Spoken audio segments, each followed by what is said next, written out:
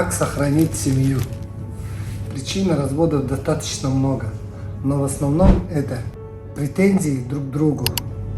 Источник претензий друг к другу лежит в разных убеждениях партнеров. Откуда берутся убеждения? Ценности, на которых вырос человек, являются убеждениями. Поэтому каждый отстаивает свои убеждения, каждый отстаивает свою ценность. Поэтому никто друг друга не слышит. То есть эго становится выше цели. А если цель семья, то цель должна быть выше эго.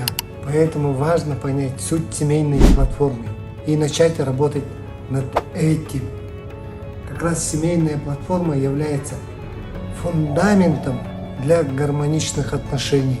Как раз в своем курсе я детально разбираю все 3 семейные платформы, понимая, которые семья может прийти к гармоничным отношениям. Напиши мне в директ курс, и я свяжусь с тобой.